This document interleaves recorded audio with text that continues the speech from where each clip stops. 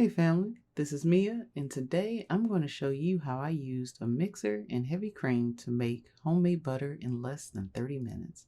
So let's begin.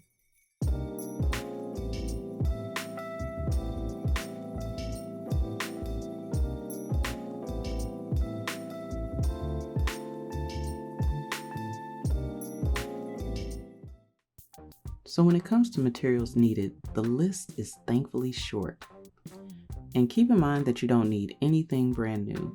In this video, I will use my gently used KitchenAid mixer that I bought for $70 at a resale shop. So to get started, set up your mixer and add your heavy cream. Now keep in mind that there's no special brand name required. For me, I just bought the store brand that was on sale and it worked just fine. Regarding the amount, I used about 2 quarts of heavy cream because I wanted to make enough to last a week. And to add a bit of flavor to the butter, I added a tablespoon of pink Himalayan salt. I like the salt the best because it doesn't taste as salty, if that makes sense.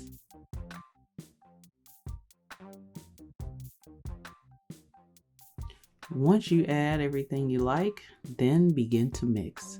For the sake of this video, I also added a timer on the phone.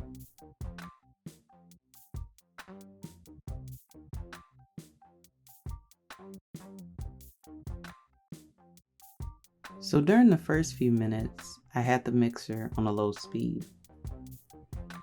After about a minute in, I then added my pepper, mostly because I forgot to do it when I added the salt. After about 4 minutes, I slightly increased the speed on the mixer and this video so that you wouldn't have to wait as long. And because I shamelessly don't have a mixer cover, I used some good old aluminum foil to cut down on the splashing.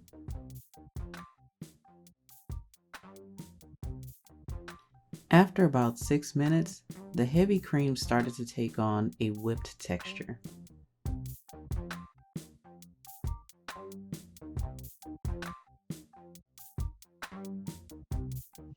I let that continue until it became thicker and started sticking to the sides.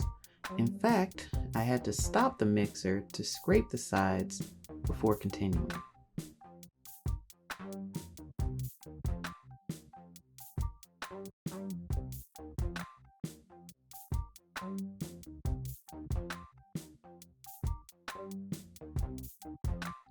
After about 19 minutes, the cream started to take on a cottage cheese type of appearance.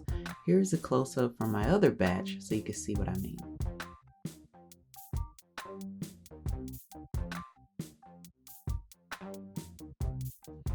After letting it mix for a few more minutes, it got to the point that the butter started to form while leaving behind the buttermilk, which can be used for other recipes.